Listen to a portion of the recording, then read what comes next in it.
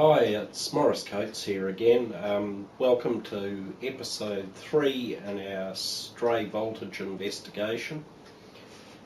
Somebody, after viewing episode 2, said to me quite rightly that I hadn't proved that the readings that I was getting on the scope were definitely coming through this external wiring. In other words, I hadn't proved that these wires were acting like an aerial, and that's what was giving me the reading on the scope. So I'm going to prove that right here and right now. This will hopefully be a very short video because it's an easy proof. Just a word of explanation. Even though this display is graduated in voltage, because we're not doing direct measurement and because these wires are acting like an aerial, the voltage measurement on here is absolutely irrelevant. All that the voltage measurement is telling us is what the efficiency of this aerial is. Well, it's relative to the efficiency of the aerial. In other words, if I was to put on an aerial that was 10 times as efficient, I'd get 10 times the voltage gain here. It doesn't really relate into anything meaningful as far as we're concerned.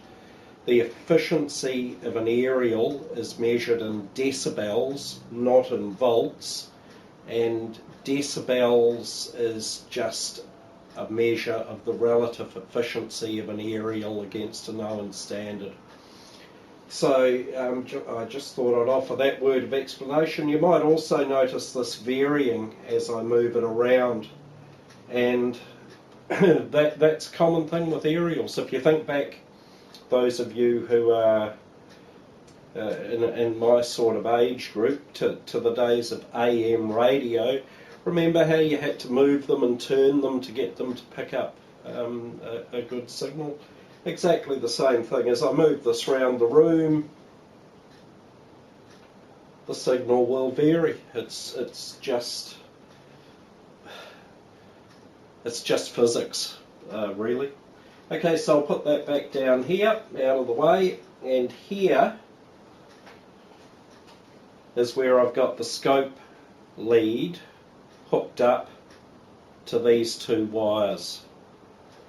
So now I'm going to unhook the scope lead, and it'll go berserk for a while. I've just unhooked the clip and it's gone berserk, but now I'll unhook the probe and it's settled right down. So you can see everything I'm doing. There's absolutely no trickery involved. And then I'm going to join the clip to the probe. And there we are, flat line. So,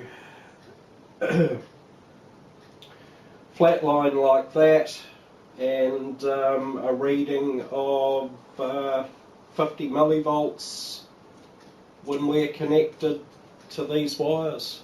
I'm tempted to say I rest my case, but I can't think of any other way in which I can prove that this is the case. We saw in episode 2, it made no difference whether these clips were connected across the screen of the motor cable or whether they were joined together like this. It made absolutely no difference, and that's because the wires themselves were acting like an aerial. I'm going to go out and do tests in the field, and I'm going to do them fairly and impartially and honestly, but quite frankly, based on what I've seen here, I already have a pretty good idea about what I'm going to see. So there you go. That's the end of episode 3. Thanks for your time. Bye.